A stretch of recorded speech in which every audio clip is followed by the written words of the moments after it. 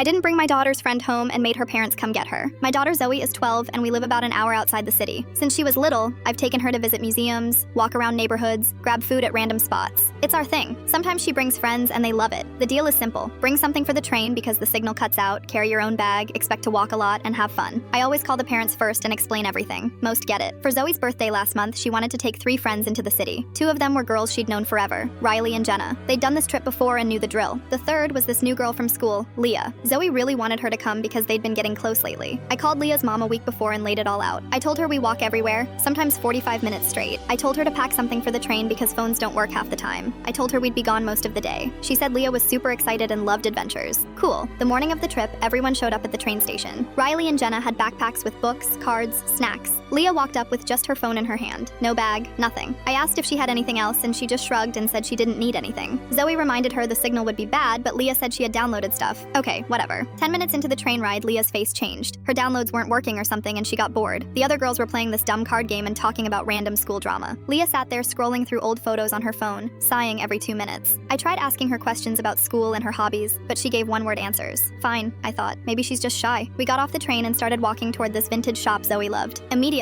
Leah asked if we could take a cab. I reminded her we were walking and she looked at me like I'd just told her we were swimming to the moon. She groaned but followed us. The whole time we were in the shop, she stood by the door complaining that her feet hurt. We'd been walking for maybe 15 minutes total. Next stop was this bookstore that has a cute cafe inside. The other girls were excited, grabbing books and showing each other stuff. Leah sat on a bench near the entrance and asked again about a cab. I told her we could take the subway part of the way if she wanted. She asked what the subway was. I explained it and she made this disgusted face and said no thanks. My mom, who came with us to help, offered her water. Leah said she wasn't thirsty but kept sighing really loud. By the time we stopped for lunch, I was getting annoyed but trying to stay calm. We went to this place that had burgers, pasta, salads, everything. Leah barely looked at the menu and said she wanted to go home. I asked if she felt sick or if something happened. She said no, she was just bored and tired. I told her we still had a few more hours and a show to see. She stared at me and said she didn't want to see a show. She wanted to leave. I pulled her aside and asked again if she was okay. She wasn't sick. She wasn't upset about anything specific. She just didn't like walking and thought the day was boring. I stayed calm and told her if she really wanted to leave, she needed to call her mom. I wasn't cutting the trip short for everyone else because she changed her mind. Leah called her mom and I heard her say she wanted to come home. Then her mom asked to talk to me. She asked why I couldn't just bring Leah back. I explained that if I left, I'd miss the show, and Zoe wanted me there. My mom couldn't take her either without missing it. Her mom got quiet and then said she didn't want to pay for a train ticket to come get her. She also didn't want to drive because it was too far. I told her I understood, but we weren't heading back until after the show, which was in 3 hours. She wasn't happy. 20 minutes later, Leah's mom called back and said Leah's dad would come get her. He showed up right before the show started. Leah didn't say goodbye to anyone, just left. Her dad didn't say much either, just nodded at me and walked out with her. The rest of the day was great. Zoe and her other friends had a blast at the show.